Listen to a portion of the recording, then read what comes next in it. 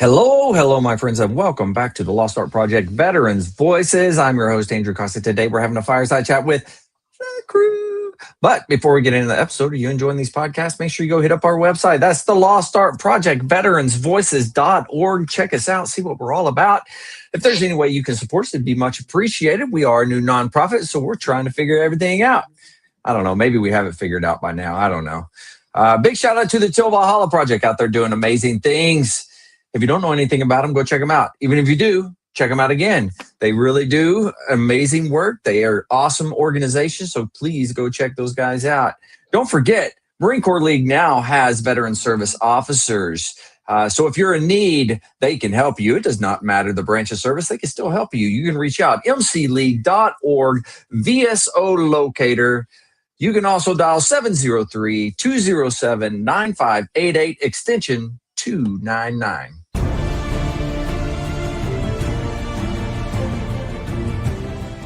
Are you a Marine veteran?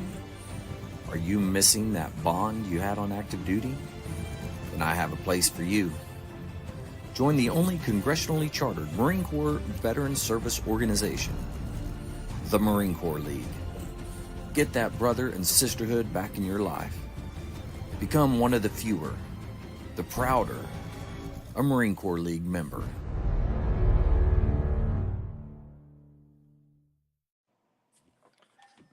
All right, here we are, man. We got the crew. We are rocking and rolling. We got quite a bit of the crew tonight. So this is a good turnout. I'm excited about our conversations tonight. But we'll go around. Jess, how are things up in the north? It is perfect. It's a little chilly and we don't have spicy rain, so I'm happy about that. It's free water. Spicy rain. It doesn't come down in hail. I'm happy about that. Yeah. So yeah. It's perfect up here right now. So it's like 65 and gently raining. So I'm gonna live that very nice for a while. Yeah. And, that's a good deal. So my wife was coming back from Arizona last night, which every time she comes back, she brings me a new hat. And so I love that most about her. And she got to tour most of the country because Western Kansas had a tornadic event, is the best way to put it. So she had to fly all the way out to like Wyoming and then across. They're dodging storms the whole time. I was watching on flight stats. I was like, this is wow. Gross. They were on that flight. They're on that plane for a very long time. It's American and they don't fly on time ever. So they got in about one last night. So, oh wow! This morning. So yeah, good times there, man. Holy moly! Phoenix to Sioux Falls. Now we have a connection. Oh, to nice. Arizona for all of our snowbirds. That's right. Snowbirds has got to get down there in the warm weather, you know. Oh, they're up here right now. Yeah. Mike, how are things down in the south? You just ambushed me there. I see how you're doing it. I'm just going around. Sorry, no, you didn't ambush me. I'm sitting there looking at anybody else. I'll get to what's going on here in the south. But does anybody else in the business world have to deal with Microsoft Teams? Yes. Oh my God.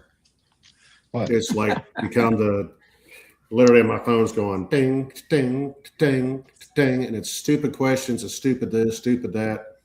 And I'm just like, can you just text me? Can't put it on mute.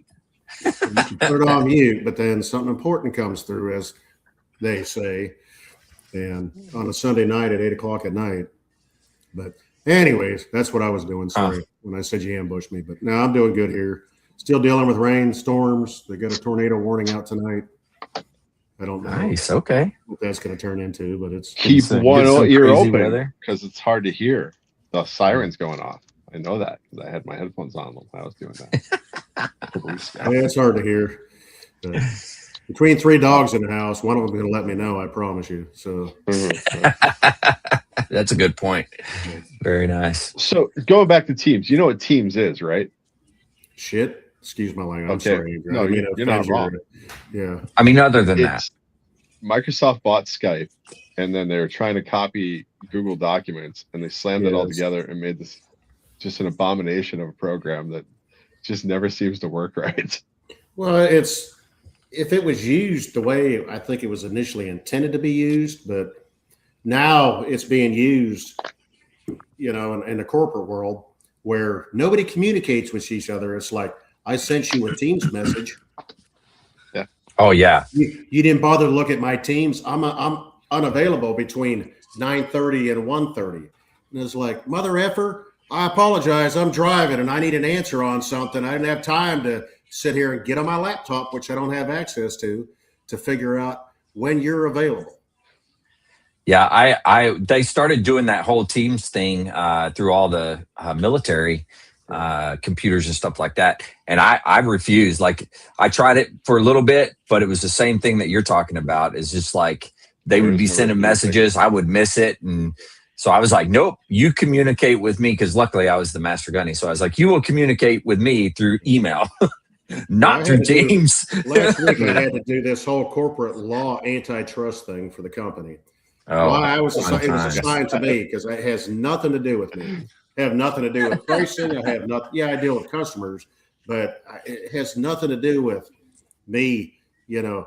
Checking price fixing and doing this and doing that. But somehow it's assigned to me, and I even questioned it. I'm like, why is this assigned to me?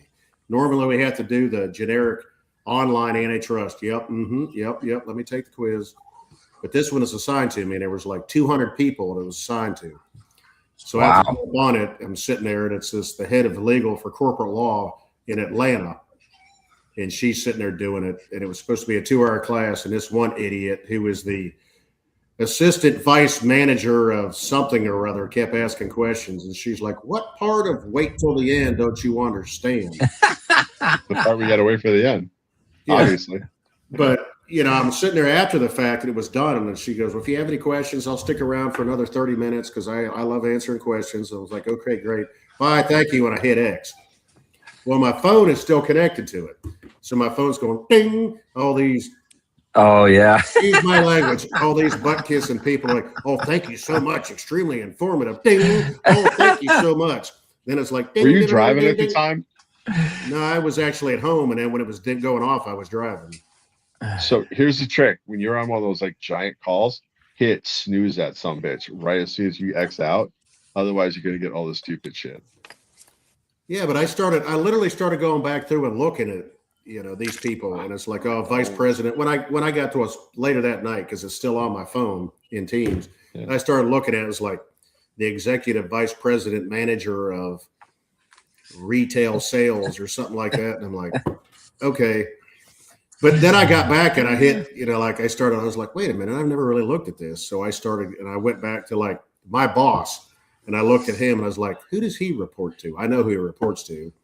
And I clicked on it and it says, who does he report to? So I clicked on it and it says, who does he report to? And I clicked on it and I just kept going through things, but I kept seeing at the top, it says working hours, 8 to 1600. And that was the common thing, available between this point and that point. Like the CEO of the company is available from 10:30 to 2:30 or 15:30 every day, Monday through Thursday.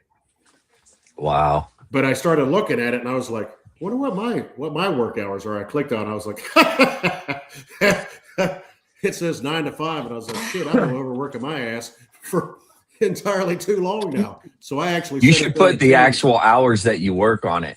I actually did, and that actually came back around and smacked me harder than really. I said on call 24 hours a day, 7 days a week, 364 days a year, and it got flagged and it came back and it was like you got to change that. You got to have normal working hours. And I was like, I don't have normal working hours. That is my normal. I mean, it literally wasn't even. It went from the boss's boss to the boss's boss to the boss's boss to my boss, and said he sent me a message, and I was like, "Hey, Teams works," because he didn't bother to even call me or text me. He sent it through Teams, and I was like, "Hey, Teams works." He goes, "You've got to change that. That is, you can't have that." I was like, "It's the truth. Well, it doesn't matter if it's the truth or not." And I was like, "Okay, whatever." What hours you want me to put in there? That's what that is. 06 to 1800. You want me to put a 12-hour day? What do you want me to put in there? What works best in your world? Yeah. Wow. Just, of course, as a Navy guy. What is your version of the truth? Yeah. I got told by the Navy guy, I was like, all you are is an antagonizer. You just can't let shit go. And I was like, he's not wrong. I said I was just asking a question, but yeah, you're right. I love it. Oh man. Well, I guess we can jump down. Look at that beard, man. He is looking glorious in that beard, man. I don't think he got to ask everybody else. I think took up some of everybody's time. So Mark's over there reclaiming my time. Reclaiming my time. Aaron, how are things in Florida? Hot, humid, sticky, not a little bit of rain, but most of the storms and stuff is staying north of us. So that's good. We're is good. Is that a Tampa Bay Rays shirt there? It is a Tampa Bay Rays shirt. Tampa Bay Rays hat. That's wild. Yeah. They're I think coming up on the final dealings of building the new stadium. I think they got a location picked out, which is close to Steinbrenner Field. Be honest with you, I don't know. I really just started following them last year, so. Didn't the roof collapse just like the Metrodome up in Minnesota? Oh yeah. That happened during Hurricane Milton. The roof collapsed. But I'm gonna be unavailable for about a minute while I move inside because the bugs are about to carry me off. Oh, okay. Yeah. Should I send that in Teams? Yes, please. Yes. Yeah. Okay. I would send it to Mike and let him know. I'll reply. Yes, please. I need to know. Just go ahead and send it. I need to know. I'll reply for you. It's important. It's important. All right. Put a do not disturb on there, by the way, just to make sure. Yeah, do not disturb. Oh man, talking about do not disturb. Mark, how you doing? I'm doing outstanding. I want to say happy Father's Day to all the fathers that are on the podcast, and just wishing everybody a great day like that. It was an unbelievably, phenomenally gorgeous day here in San Diego. Probably about 82 degrees, sunshine, light wind. Oh, unbelievable. The noise pollution was a little out of control. So number one, I hear the noise is getting a little out of control down there. So I don't know how it was during the week because I was in Quantico, Virginia since Wednesday. So I went out there for a friend's son's infantry officer course graduation. Very cool. Yeah. That's what IOC actually stands for. I always thought it was Idiots on Copenhagen. Yeah. I think there's a lot of them that would pertain to. Yeah, that's what I thought IOC stood for. Is Idiots on Copenhagen. Infantry officers course. So we got a new batch of second lieutenants going out to the Fleet Marine Force infantry units. The young gentleman that I went to watch the graduation, he's going to first LAR there at Camp Pendleton. Highlander. So it's going to be a Highlander. So very cool. I might have to get his wrestling skills up on point. I have to do a soft recon, find out what the command climate is there before the young lieutenant checks in. That is always been a solid unit. And Colonel Powers. I think Colonel Jeff Powers. Yep. Oh yeah, he's the godfather of the Highlanders. Yes. The godfather. I love it. He is. He had a double battalion command, if I recall. He had I'm not 3rd sure. LAR as a major, and then he had Highlanders as a lieutenant colonel. So he took Wolfpack over to Gulf 1, and then he had a battalion command as lieutenant colonel. So it was like a double. Because he was the bear pit master. If you ever tried, the stories were, if you ever try to get this guy out of a bear pit, you might as well just write one of your arms off because he was taking it away from you. And nice. He was just a bull. And if you tried, 4 or 5 guys come and try and rip him out of the bear pit, and you come back with like missing things. So he fought hard, but he did that. So they do Highlander days on the beach, I think Red Beach, and they camp out on the beach, bring the kegs down. They're doing field games. They turn. It's a major operation. There's no doubt about it. I've heard about it. That was all because of Jeff. Yep. We had Caxes. They had like Highlander days. I'm like, I don't think that was a fair fight. When it came to a fair compensation for light armor reconnaissance guys. Yeah. Well, you're speaking of the Godfather. Just what I got for Father's Day. It's the Podfather. That's right, podcast father. Yeah, Podfather. That's what they got me. So That's good of them. that and some Chico sticks, man. You can't go wrong with some Chico sticks. Those are so delicious. That takes me back to baseball days as a kid. Yeah. 15 cents for a Chico stick. Oh man, I wish they were 15 cents now. Jeez. I don't know why. It was like a candy bar was a quarter and Chico sticks for 15 cents. So I was like, take your pick. Wow. How much was it in like a candy bar for you, Mike, in your area growing up? In Pennsylvania? Yeah. I won't lie to you. I couldn't tell you because I was never allowed to have candy bars or was never allowed to buy a damn candy bar. I'm not trying to be funny when I say that. It was like, nope. You poor guy. That's the home of chocolate. How is this even possible? Well, that's true. I was That's Northwest PA, and y'all were boycotting it. That's what it was. It wasn't a boycott. It was called that. Anytime we went to the store, I was like, Nope. Can I have a? What I just told you? That's like driving a Toyota Detroit. You just don't do this, man. That's good. I don't have a problem driving a Toyota Detroit. I'll be honest with you. Well, I'm saying, I mean, Hershey's was like oh God, that's wild. Yeah. I don't know. By the time I actually could eat a candy bar, I think I bought it my first candy bar when I actually started working. But the problem is I would cut grass and do stuff like that, but I had this money, but I could never go anywhere to buy anything with the money. So it wasn't until I started working what was called downtown Franklin, Pennsylvania. You can look it up in Venango County, Pennsylvania, but actually started working down there. And all of a sudden, the pharmacy I worked with had candy bars, and I had to run deliveries and had to walk past another pharmacy. So I'd go in there because that was the only place. It's closed now, so it doesn't matter if I say it or not. That was the only place that would sell dip to like a 13-year, 14-year-old. It is because we knew the kid. It was like a senior in high school. We go, can of Copenhagen. He's like, he slammed it across the counter.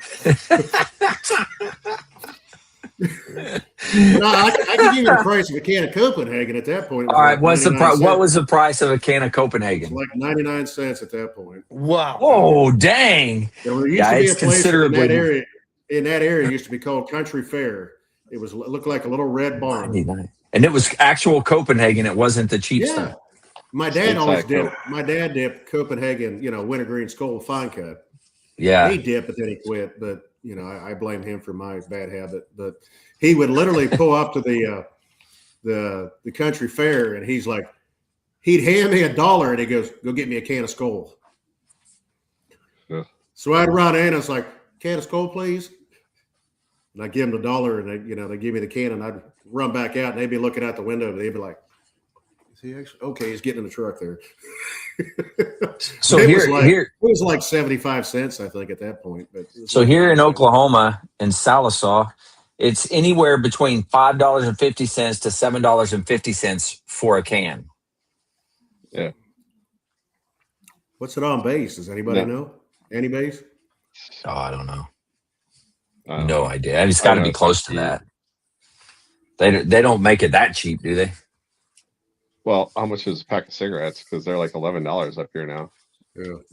Whew. $11. Georgia's right around $6.50 for depending on what you buy. I know Florida for you, Aaron, is like through the freaking roof. As far as it's about the same. Yeah. And Aaron can answer this question. It's a question I've always had. Why in Florida can you only buy a 4-pack of beer at a 7-Eleven? Or any convenience store. I bought more than that. No, I'm saying they don't sell it in a 6-pack. You can buy how many 4-packs you want, but you can't get, like, if you go to get a 6-pack, it's only a 4-pack. I don't know. We got 12 packs from 7-Eleven. You could buy it a couple weeks ago. But if you go in to buy, just like you would grab a 6-pack, so you wouldn't buy a 6-pack of Bud Light. They only sell it in a 4-pack. Aaron doesn't go. Aaron goes for way more than 4. So he goes all in. That and I go to the Class 6. You know. Oh, you're talking about you can't buy a single one? Is that what you're talking about? No, you can buy single beers, but if you went to buy just a standard 6-pack that is connected in the 6-pack holder in the state of Florida, why can't you buy a 6-pack of beer? It's a 4-pack. I might have to look that one up. Don't know. You know what I'm saying? The holders that hold the beer, the little you can only buy a 4-pack. I mean, what kind of beer are you talking about? Like it has to have something to. It has to have something to do with driving.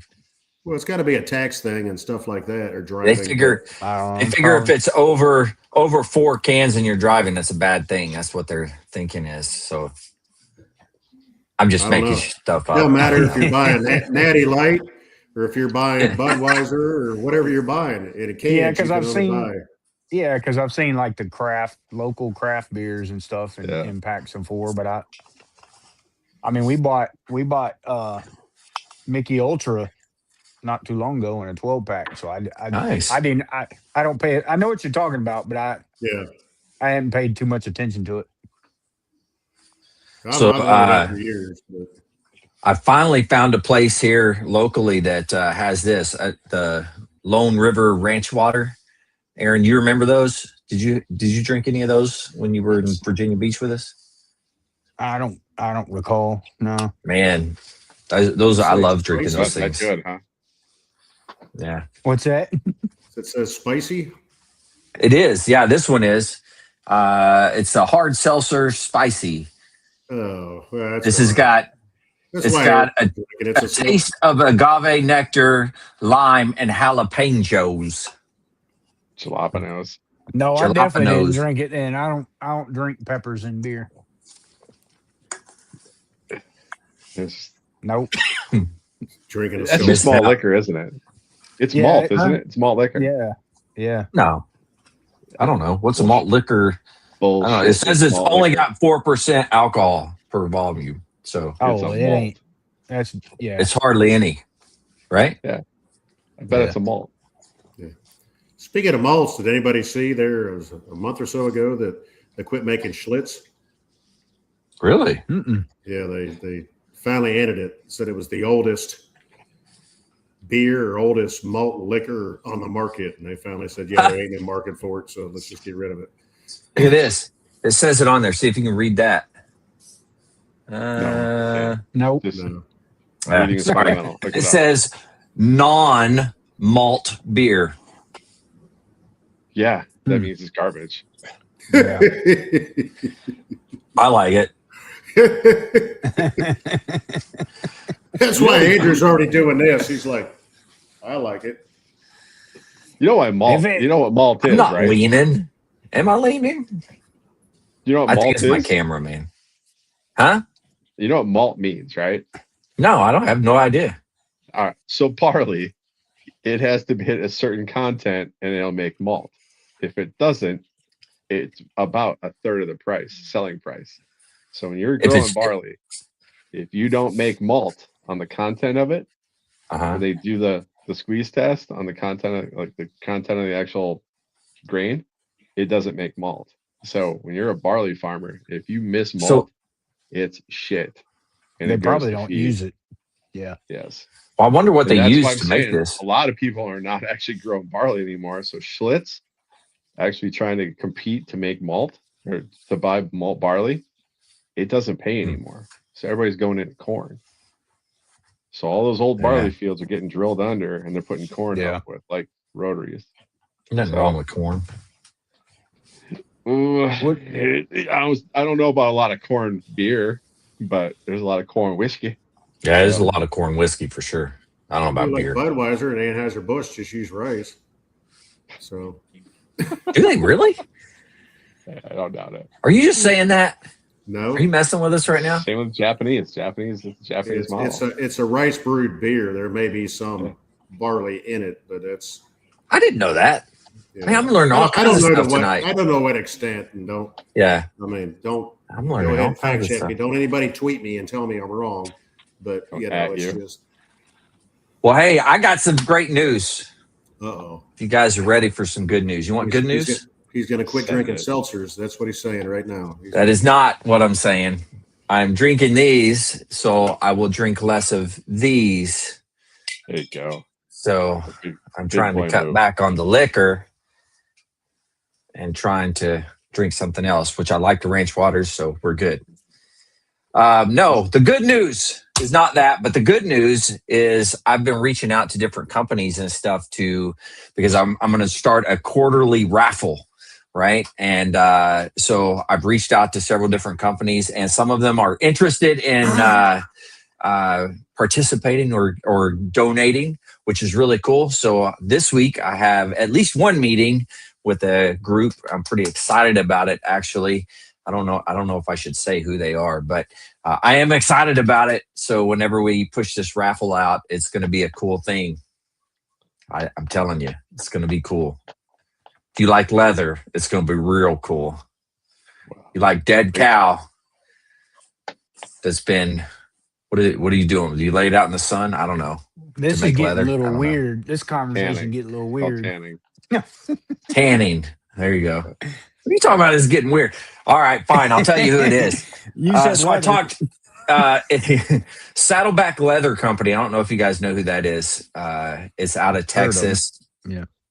Aaron, you saw my bags, the leather bags that I had. That's the company that makes it. And I was addicted to them for a while, and I got way too many bags. But that's okay because they're awesome bags. And anyways, they're thinking about donating to us for the raffle. And I'm talking a leather bag is like what, $600 to $1,000, depending on which one it is. I mean, and there's no zippers, there's none of that stuff. So it's like buckles.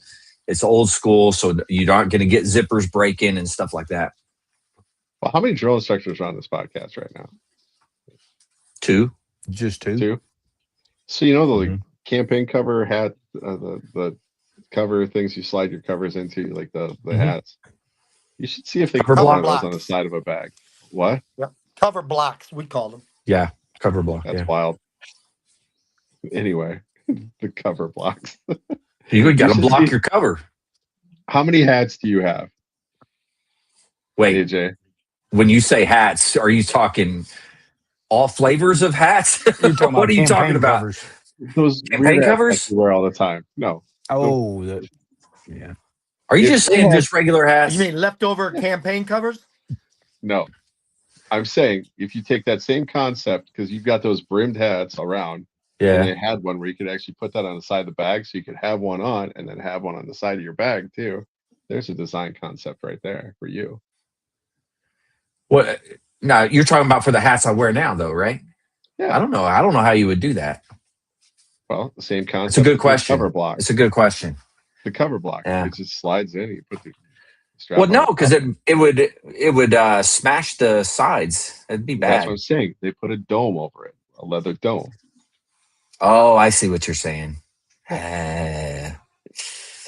Maybe. It's kind of like Andrew. It's kind of like those traveling, those campaign cover traveling cases. Yeah. Of course, there's one of those. I never used it. Cottage industry, you guys on? Now I would Scotch guard the living crap out of my campaign cover, man. That thing, you could do anything to it. It wasn't breaking. You could use it as a raft. Yeah, so when you guys talk about Scotch guarding the shit out of those things, all I could think of was that James Bond character who could throw his hat. It was like a razor blade. That's exactly what it was like. That big Korean guy or Japanese or whatever it was. Yeah. That was the trick of the trade right there. You starch the living crap out of it, and then if it rains, I'm talking, it just beads right off, man. It didn't get wet at all.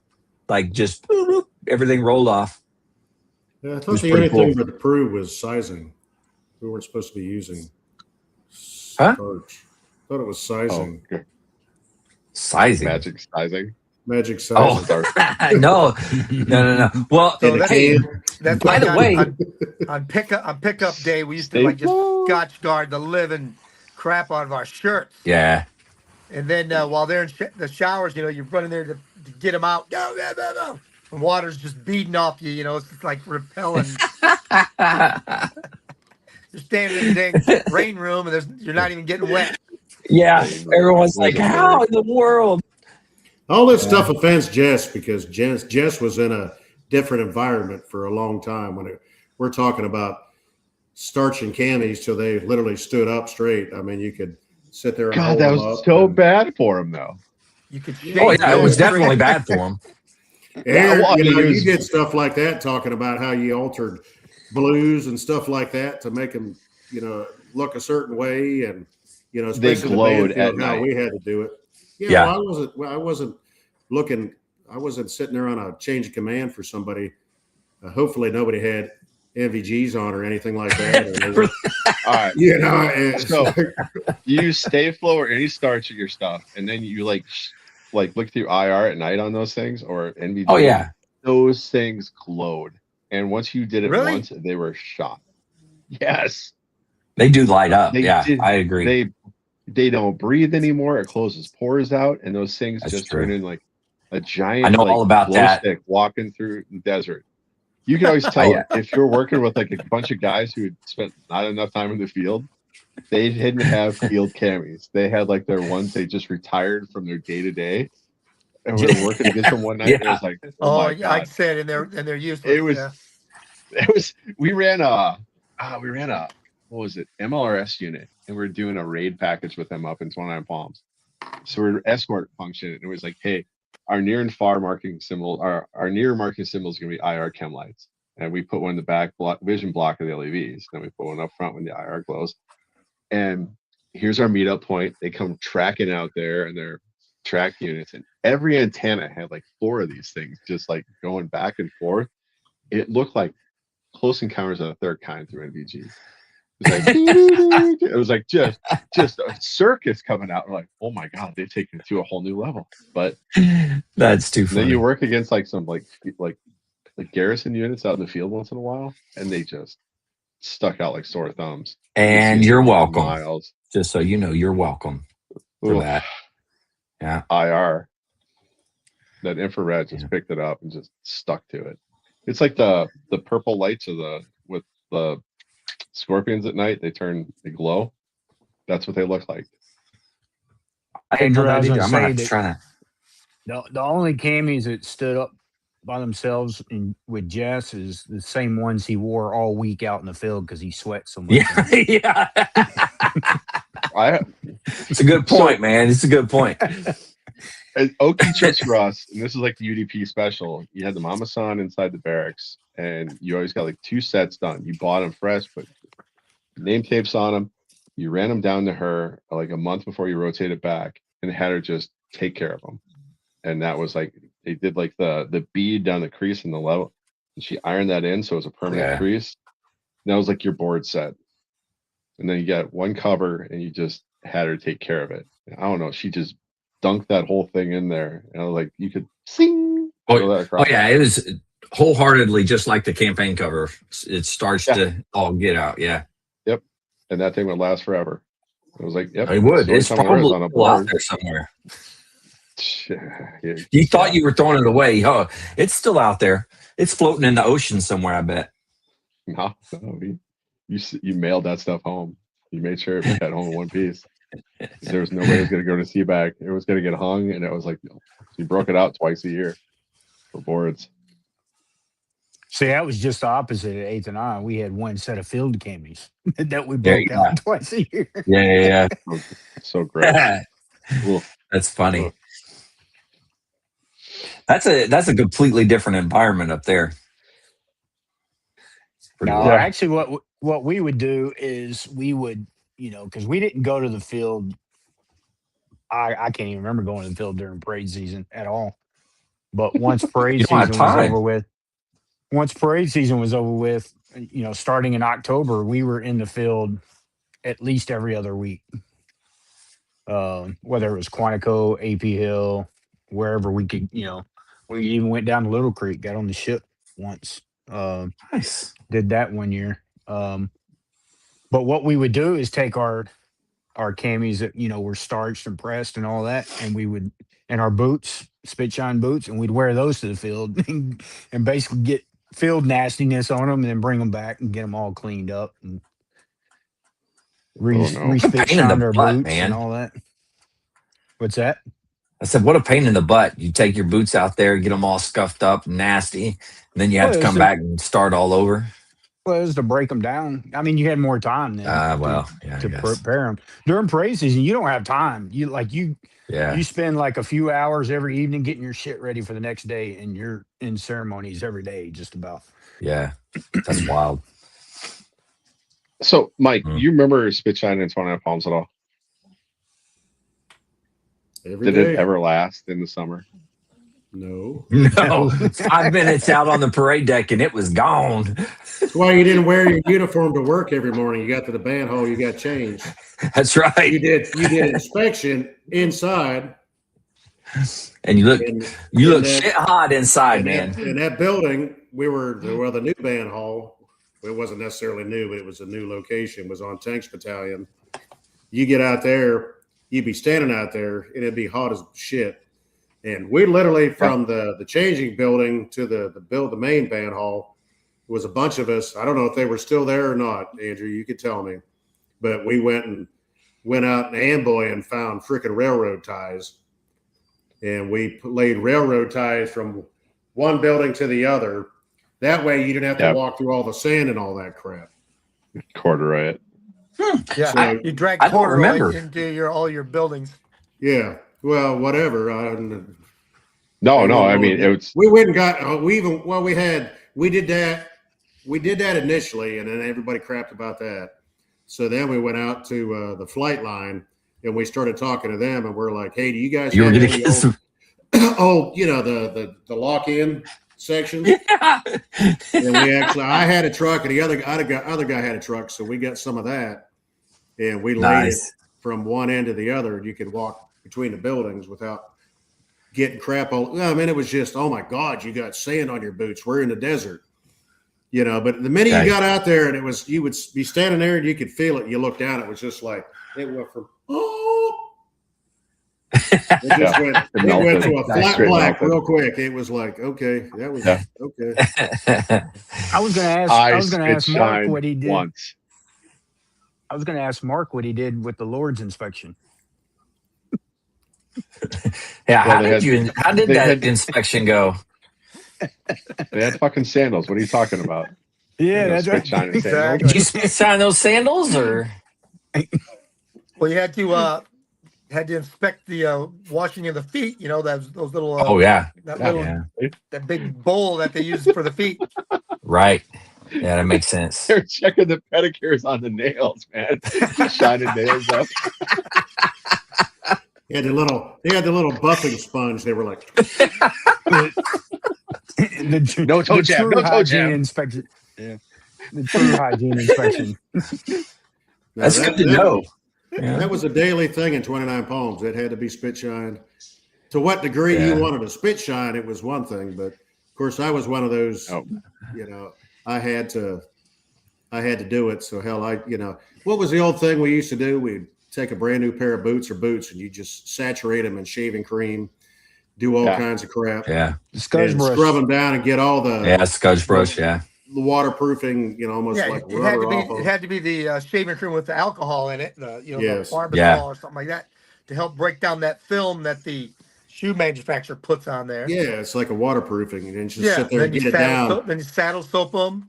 And leather dye the crap out of them, and then right. My thing to that was, at that point I would start at 200 grit sandpaper and just get nice and smooth. Sit there, do that, and I would move all the way to 400 grit and just do it all the way around it.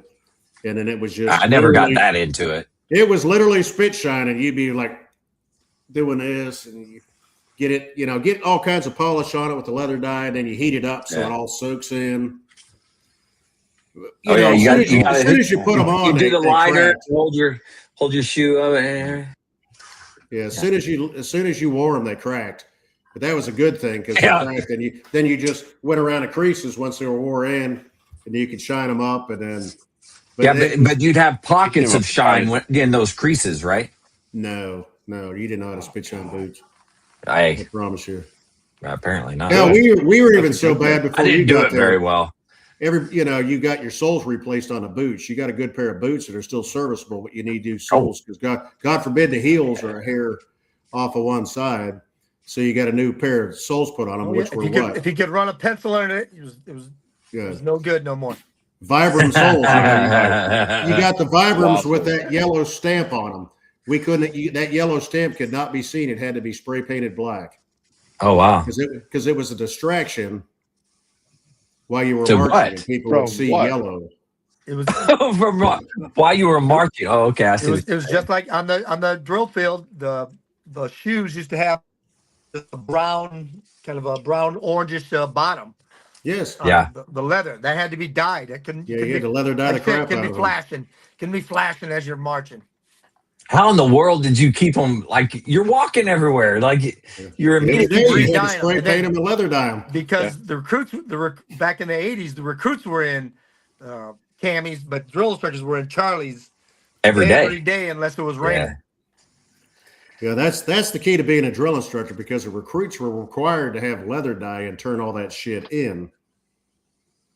Ooh, they got in trouble for that. You remember? Were you there for that? The drill instructors used all that stuff. That happens. It goes in a big cycle. They'll crack down on it for a while, and then it'll slowly sneak back, and the drill instructor will get busted with 4 foot lockers full of dye, dressing, and razors. I knew people that had literally a storage building with like completely full. Right. And it was just, I have to tell you, you're just stealing from the recruits. That's all. Yeah. And I can neither confirm nor deny, but I had an opportunity to purchase some razors one time. From a hat. From a hat. Wow. And I can never. Wasn't there a guy who got busted for that? Jeez. Oh yeah. Yes. Oh yeah. There was. He was selling all that. It wasn't him though. It was a different guy that was down there with him. However, the one thing about all that dye and edge dressing and stuff like that. Okay, so you hand it back to them, they pack it up in their sea bag, and what happens on the way home? It breaks. Explodes. The glass bottles break, and now their uniforms are all jacked for the camp. But then now it comes back to the drill instructor again. Oh, why didn't they have it betterly secured or blah blah blah? It's it's a no-win situation. But the drill instructors doing the heavy buy at the start. The first PX call was BS, total BS. That's when you brought me back as a senior. I think that was my first cycle as a senior. We completely changed. We went through the list and it was like, hey, only essential things that they have to have. And then it was like, oh, I want to buy a notebook. And you're like, you got paper? No, you're not buying a notebook. Oh, I need this cool pen. No, you put that cool pen back. So we were like very. And so once they went to the card, the little the debit card that they used, then it was easy. It was easy to audit, what the drill instructors were making them buy. Yeah, absolutely. And where, like I said, why does every recruit need an iron?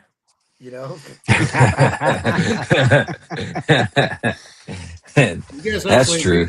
They bought irons in boot camp. I'm not trying to be funny. I'm being dead serious. I never made my recruits buy an iron. No, because that was never an option for us. Because your drill instructor team already had 50 of them. Yeah. From previous recruits. Yeah. Then only a new drill instructor would be making recruits buy. Yeah. So they can fill up their supply dump. Oh man. We didn't have one drill instructor that the only thing I remember him doing now years later, even us talking now, it always seemed fishy. They were still issuing green. A lot of us got green jungle boots. Those were like the sought after thing was like, oh my God, green jungle boots. And everybody got issued green jungle boots. He was like, how the hell did you get green jungle boots? He took everybody back and made us get black jungle boots. Are you serious? Literally, you would think that we had to turn those back in, but since they were worn, they wouldn't take them. What? So we had to bring them all back. We had to tie the laces together, and it was like this thing of shame. He brought us back. We all had them around our necks, like it was our fault. They issued us green jungle boots. That's funny. And Mark knows this drill instructor. I'll just say his last name, Rutan, and gets us all the way back, and he makes us dump them all. He had a big plastic container, almost like a trash can. He had us all throw them in there, and he took the whole damn thing and stuck it in the closet. Did you get them back? No. Oh man, that's I'm crap. assuming he took them at that point and then did whatever he was going to do with them. So I don't know if they were a hot commodity or what, but I don't know. They ended up being a hot commodity. Yeah. But wow. It was funny how anybody had green jungle boots, he threw a fit about, because the senior drill instructor was gone, the other drill instructor was gone, and he literally pulled us all out, the whole platoon, and we had to go back over to cash sales and then made us turn them into new boots. But he had, that's the other side of it too, is those that had green jungle boots, we still had them. Like I said, we had to tie the laces around our neck. And the whole way back at 3rd Battalion at Paris Island, we had to sit there and run laps around the platoon on the way back to the squad bay. It's like it was our fault. Flying around and well, it's not the drill instructor's fault. I mean, come on. Whose fault was it? Yeah. Well, you got somebody yelling at you. Put these boots on. They fit. Yeah, I don't give a shit. They're 2 sizes too big, but that's fine. That's true. They'll just die. Yeah. 2 sizes. The whole boot thing. Hey, that's only because you didn't have Sergeant Major Paxton in your uniform. That's right. Yeah, Sergeant Major Paxton. That's Sergeant Major Ira. He was the man. Oh yeah, I love listening to him. Oh yeah. Now he passed away, didn't he? Yes, he did. A while back. Yeah. Yes, about 2 years ago. Yeah. Yeah. What a great guy. What a legend within, especially on the depot, but a legend everywhere, really. Yeah, he's very well known, involved in everything. You know, huge Marine Corps League there in Mission Valley in San Diego. Oh yeah. Okay. He was huge into the Marine Corps League. Yeah, he's a great guy. And for everybody out there, why we called him Sergeant Major Ira. He would talk to you, Ira, and then he would always Ira in the middle, and Ira when he think Ira, he would always he wouldn't say It was but it was so it was just out natural. there wild. It was just natural. Yeah. It's like he was doing it on purpose, but he wasn't doing it on purpose, you know? The deprogramming in that guy must have taken decades. Deprogramming. That's like straight cult behavior right there. That's like deprogramming. Oh, he was retired. He was like Vietnam era guy. Yeah. I'm telling you, that's some cult behavior. Yeah. That's like cult stuff right there. We all at some point in time have been indoctrinated to something like that. And we still do it. Indoctrinated in love of corn country. See? So the 90s in the boots when it went wild. So Mike, you're talking about the Vibram stock that sold. You remember the waffle ones? The waffles used to put everybody into a high hover, especially guys that came off the depot. Like, what are those? I'm like, the guys were like, it's within regs. And everybody's just like, okay, fine. And they lose their mind. But I don't remember that. That's crazy. That must have been way before my time. I remember we had a kid at 8 to 9 got his resold in that waffle shit soul thing. Yeah. Huh. And everybody was like, what the f is that? It's a West Coast. Yeah, you got to be different. Yeah. The Vibrams were just so bad. And I just hated them because they got caught on everything. But I don't know. And high techs. There was a high tech phase for a while too. And then they said you can't wear high techs. So I had a brand new pair of high techs and I took them to the pool and I was doing swim qual. and I was doing my water tread, and you could take your boots off, take them off, and they floated up, and I'm like, oh my god, these things are amazing. Because you're treading water for WSQ. You remember AJ, you worked at Full. Yeah, If the boot hit the bottom, it started the clock over again. I was like, these things float. So I was trying to keep them down the whole time I'm treading water. Like, nope, can't let them know. Can't let them know. Not cheating. That's pretty smart though. I ain't gonna lie to you. I wouldn't have said anything. Baits the whole time too, because God, we got out of those as fast as we could. Then we got the ICBs, infantry combat boots. Who else got those at issued? The Gore-Tex ones. Oh yeah, the ICBs, infantry combat boots. The Krulax. Yeah, those are the Danners. I thought Krulax. Danners, yeah. Those things were horrible. Oh, God, they were like moon boots. Because we kept asking for the Israeli boots, like the All Stars, because they're like those canvas boots that you can wear out. Because we're on the desert, man. And they made us wear those ICBs in like July for a cat. Oh my God! There's no breathing. Those Danners were horrible for the heat. Really? Say no more, because we had to wear them for an entire cax. So we came That's back ridiculous. We had to shine them up too, so they breathe even less. I still have them. They're like brand new. I use them when it's 15 below and wind chill out here, or 15 below zero. That's a good time to use them. Yeah. Snow. Put some yak tracks on the bottom. They're still perfect. I'm like, perfect.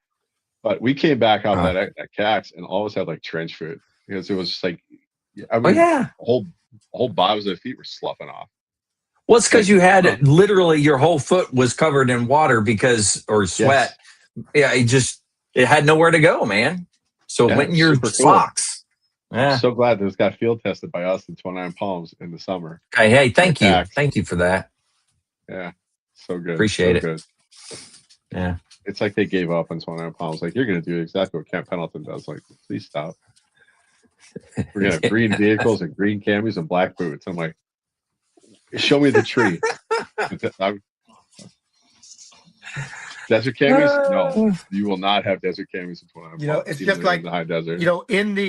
I'm pretty sure it was in the MCI for desert warfare and the MCI for mountain warfare. The ones different MCIs you would take. It talks about not shaving in the morning because you're scraping all the oil off your face, right? And you're more susceptible to sunburn and stuff like that. Same with the desert. Layer.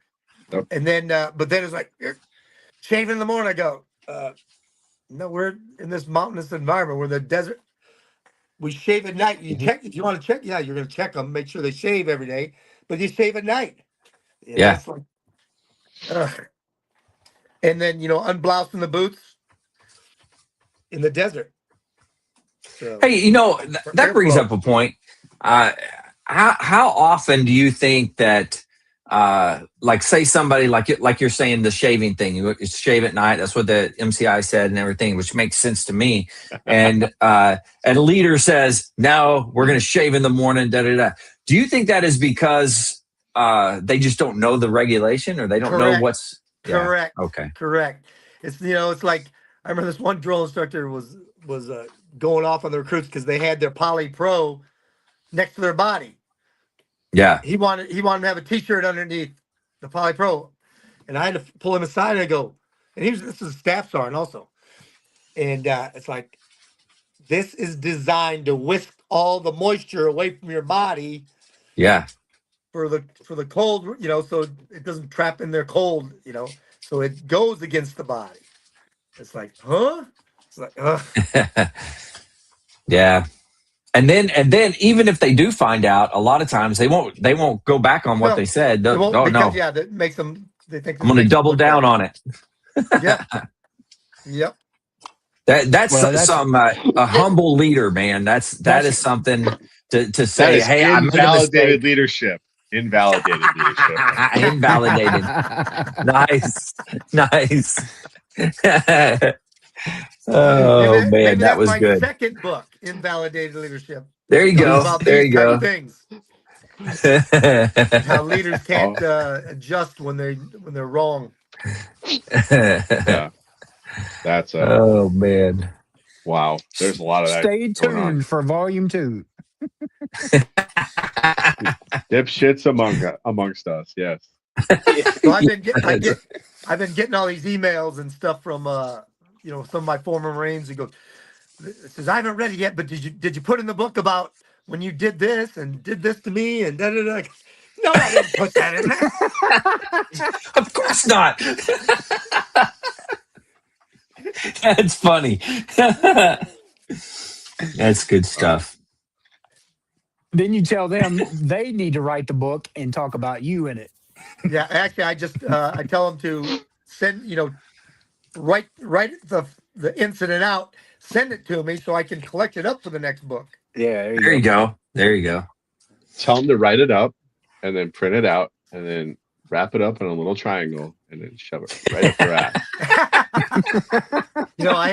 I went to this retirement ceremony a couple of years ago, about 5-6 years ago, for a gunny that was retiring. One of my Marines from Iraq in 05-06, and he was like a belligerent little corporal, just hated any type. Oh yeah, he was phenomenal field Marine, and he finally did come around, especially before he retired, and he's very successful on the outside right now, extremely successful.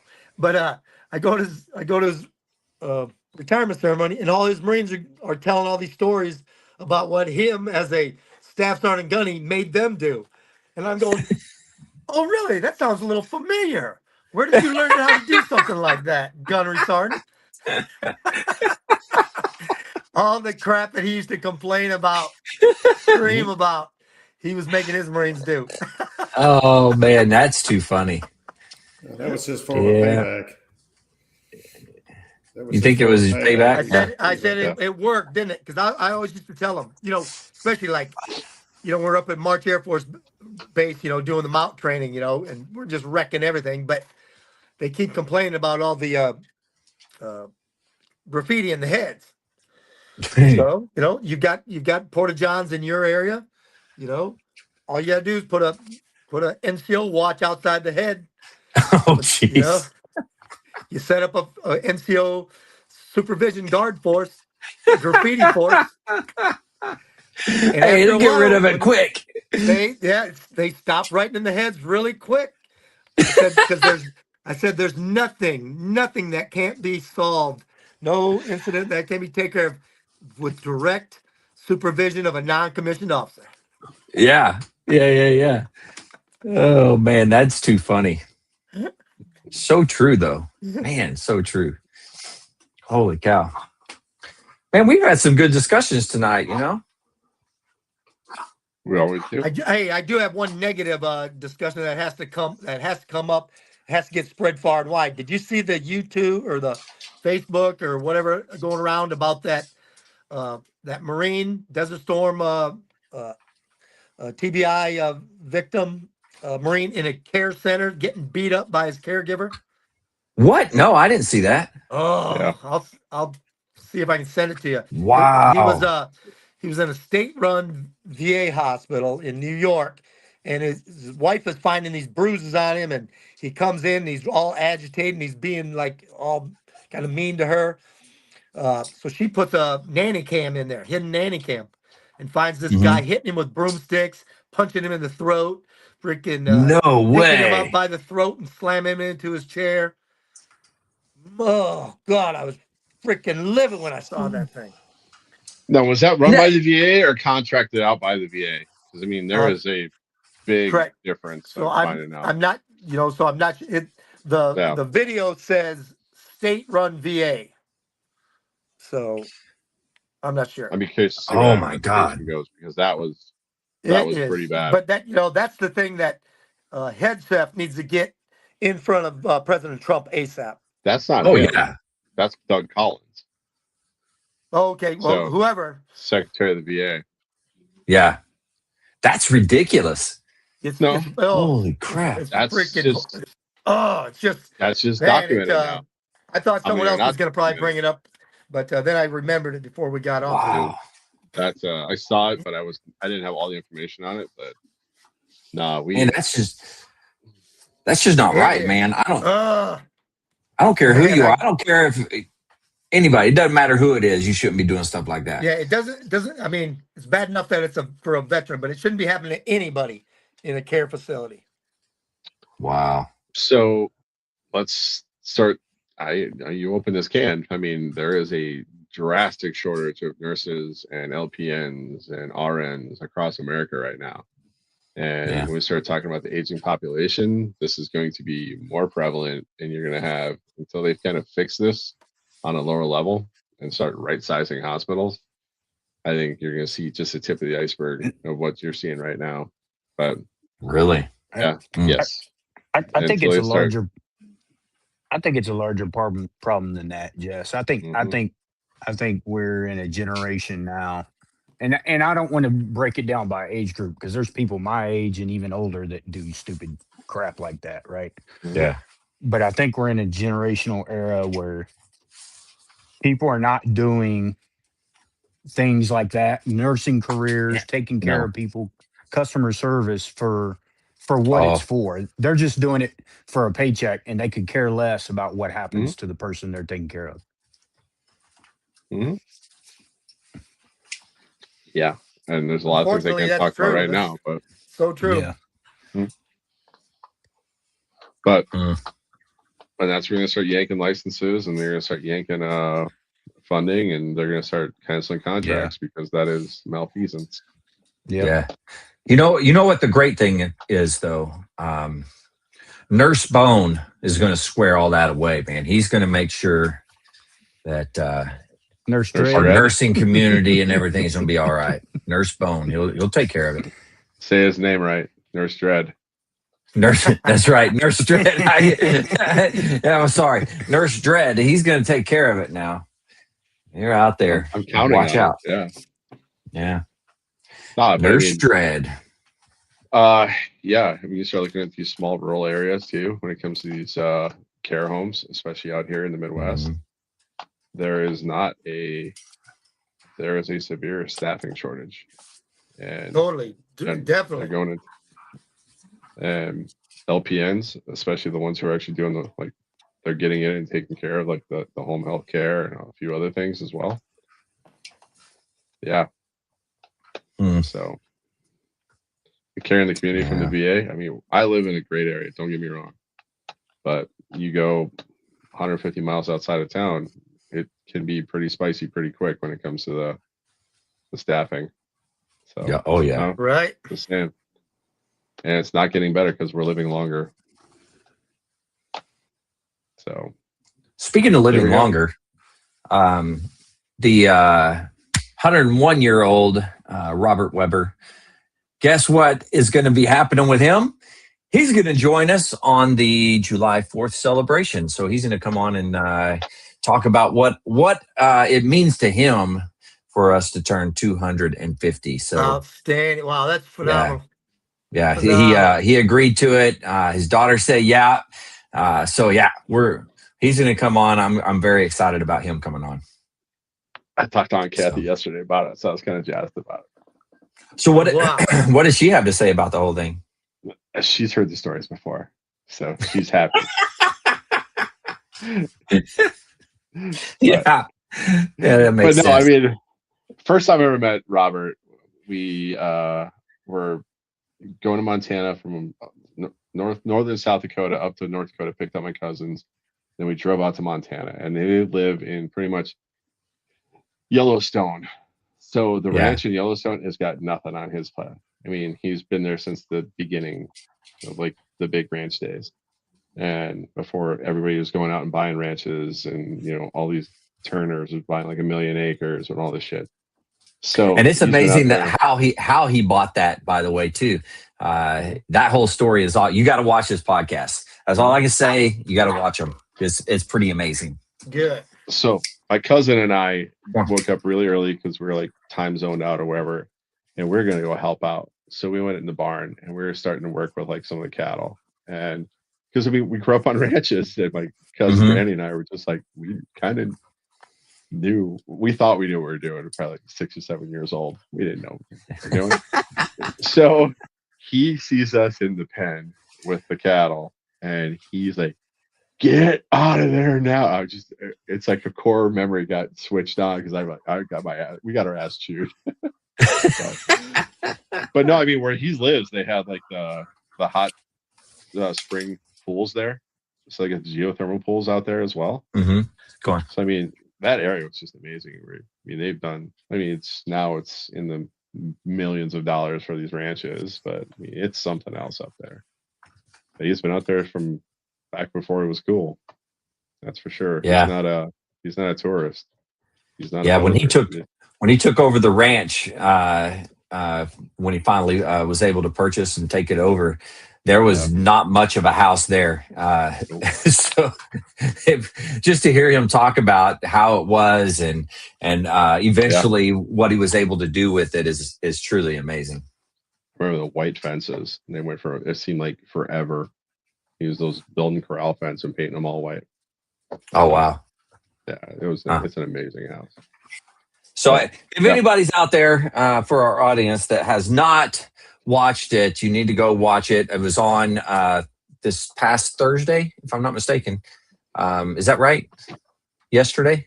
No. Was it? No. When was it? When did it come on? Tuesday, this Wednesday, I think. It's because I was sharing it out. Yeah, it was Wednesday or Thursday. I don't remember. Anyways, you need to go watch it. Robert Weber. That's his name. It's fairly recent. Just look for his name. The next one will be coming out on the 23rd. So on Tuesday, part 2 of his story. And then part 3 will be a little bit later because we're not able to link up until a little bit later. But he will be here on July 2nd for our Independence Day show. So I'm excited about that. So that ranch family, his granddaughter, my cousin, was Miss Rodeo North Dakota. Oh, really? Yeah. They're huge in ranch and huge in horses. I mean, they've been doing this for a long time. Wow. That's really cool. All right. Well, you guys think it's time? I think it's time. All righty.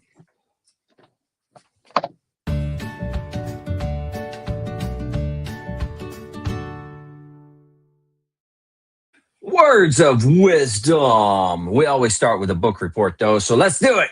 Book report. All right. So it's kind of a new history, but it's an interesting history, and it's also the part that kind of always surprises me. Afghanistan, that it was new for us, and it was controversial at the time, but I think they're acquitting themselves well. And it's Level 0 Heroes, and it is going to be Marsoc in Bala Margab, Afghanistan. Oh wow! And it's their kind of coming out party when it came to Marsoc and actually controlling a space. So I think that these are those stories that just flew under the radar because they were not part of like the RC East. They weren't part of like the major effects, and they got handed kind of these outpost areas, and they fought their ass off. So if you get a chance, Level 0 Heroes, Bala Margab, and it's kind of these guys are finally they're writing the stories. So it's always interesting to see like the JSOC Marines, and because Mark, you remember for the longest time that was never going to happen, and then it started happening. So watching them kind of, that first tour, that was very controversial, and then over the years start showing up and being assigned more and interesting areas of operations. So, but and they were kind of Afghan specialists for the longest time. But I'd always recommend anything that deals with something new and their interpretation of transitioning from FMF or Marine Recon, Force Recon over to the JSOC community. So that's always interesting to read. But Level 0 Hero. Level 0 Hero. I'm digging it, man. There it is. So go out and find it. There can't be another book even remotely close to that title. I couldn't think there would be. I don't know. There's a lot of writers out there. So that's true. A lot of books. Yeah. Yeah. Cool. Well, thanks, Jess. That was awesome. All right. Let's jump over. Mike, what do you got for us today? This one is do what you feel in your heart to be right, because ultimately you will be criticized for it anyways. Oh, okay. All right. Very true. Yeah. All right. Digging it. All right. Let's go down to the bearded wonder, Aaron. All right, I picked one because I seen it and it kind of reminded me of a quote from my grandfather in my childhood. I didn't grow up on a ranch, but I grew up around a farm, always out working, and there would be something I couldn't quite get just right, and I would always say, "But I can't," and he'd say, "Can't, never, couldn't do anything. So get your butt up there and get it done." Except he wouldn't say "but." That's pretty good. But that's not the quote. The quote is success. Success is never achieved by saying I can't. All right. I think you have to put them both together, though. I think you have to explain it. Yeah, I like that, how you did that. It was good. Yeah. Digging it. Oh, and there's only one book that I know of. It's called Validated Leadership. That's right.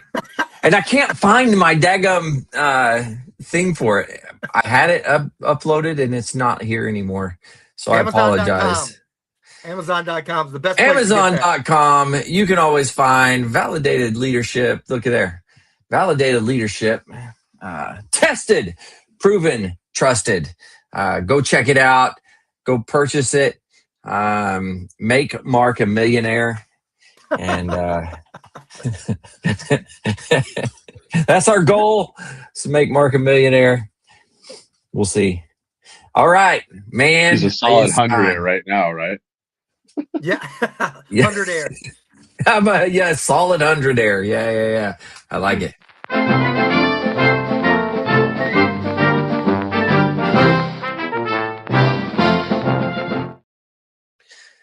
We're waiting for that humdinger.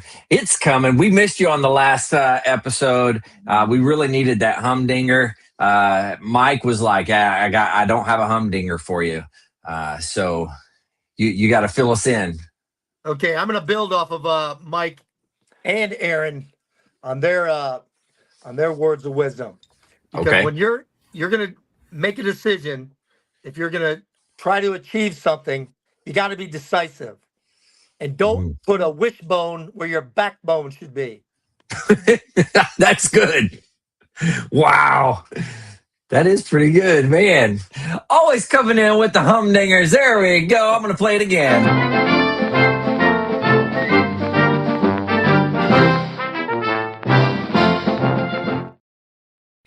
Oh, my goodness. That's awesome. Well, Mark, thanks for always bringing that humdinger. I appreciate you. You know it. Yeah. All right. Well, I guess we'll close this one out. Hey, everybody, thanks for coming on and doing this. Truly appreciate you guys. You're an awesome crew, and I always have a good time with you. So appreciate you. To everybody out there, if you're struggling, need help, anything like that, don't forget the VA does have some good resources. You can always dial 988, press option 1. You can always text 838-255 or go to veteranscrisisline.net. Click on that chat icon. Any of those options will put you in contact with somebody that can help you out. But remember, one veteran life lost is one too many. I care about you. The crew cares about you. The whole veteran community cares about you. So please reach out for help. And if you're out there, you're not struggling, reach out to the buddies you served with, ask them how they're doing. If they need a helping hand, please give it to them. All right, fellas, one last time. Thank you very much. To everybody out there, stay motivated. Change your socks. Change your socks. No more 22. On to the journey and finish the fight.